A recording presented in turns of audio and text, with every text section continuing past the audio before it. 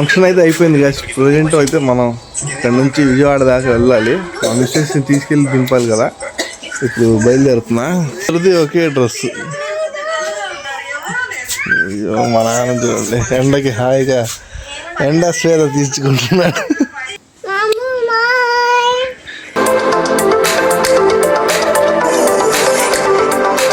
Bus stand దగ్గర జాతీయ జెండా కొత్తగా పెట్టారు, బాగుంది కదా. మనం అయితే టిఫిన్ చేయలేదు. టిఫిన్ చేయడానికి ఇక్కడికి వచ్చేసా. కొత్తపల్లిలో కొంచెం ఫేమస్ అని కాదు, ఎక్కడ బాగుంటే అదే ఫేమస్. యాక్చువల్గా చెప్పాలంటే 2 ఉల్లిపాయ దోశ చెప్పా.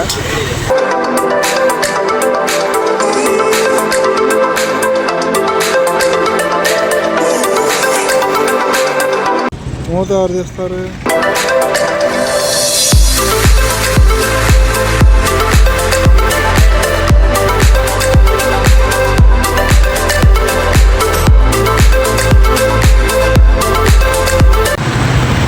కాళ్ళు నొప్పులని ఇక్కడ ఆపమంది.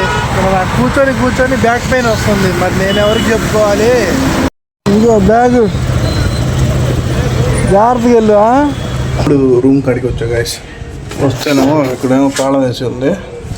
మనోడికి ఫోన్ చేసాము. అక్కడ తాళం ఉండిద్ది, తీసుకో భయ్యా అన్నాడు. తాళం అయితే తీసేసుకున్నా. వాడు ఖమ్మం వెళ్ళాడంట. ఖమ్మం వాళ్ళ చెల్లెలు పెళ్ళికి. అంత దూరం నుంచి జర్నీ చేసేసరికి మొత్తం బాడీ అంతా పెయిన్స్ వచ్చేసాయి. బ్యాక్ పెయిన్ కూడా భలే ఉంది. అందుకని చెప్పి రూమ్లో రెస్ట్ తీసుకుందామని చెప్పేసి వచ్చేసా. ఇక్కడ నుంచి మళ్ళీ నేను ఈవినింగ్ బయలుదేరతా. 4కి 5కి మా బ్రదర్తో కలిసి మాట్లాడేది ఉంది.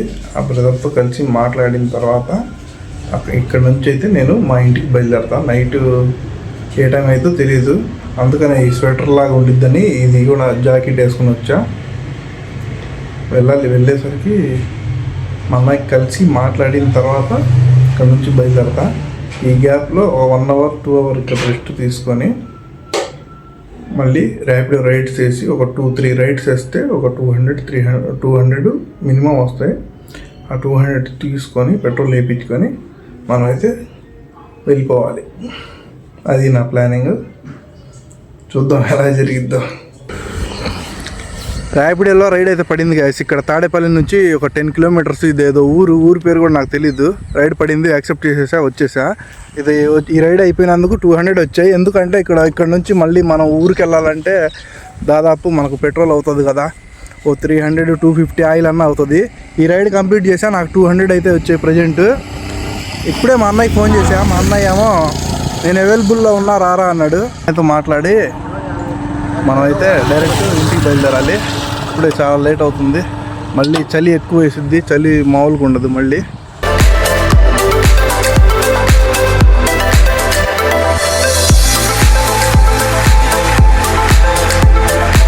ఇలాంటి ప్లేసెస్ అంటే నాకు చాలా ఇష్టం. అసలు చూడండి, అసలు మొత్తం చుట్టూ పొలాలు ఉన్నాయి, మధ్యలో రోడ్డు ఉంది. చాలా బాగుంది గాయస్. అసలు రోడ్డు ఇలాంటి ఏరియా ఉండిద్దని కూడా నాకు అనుకోవాలి. నేను ఎప్పుడు విజయవాడలో ఇలాంటి ఏరియా ఉండిద్దని. అన్ని బిల్డింగ్స్, అపార్ట్మెంట్స్ అన్నీ ఇలా ఉంటాయి అనుకుంటా. కానీ చాలా సూపర్గా ఉంది వ్యూ.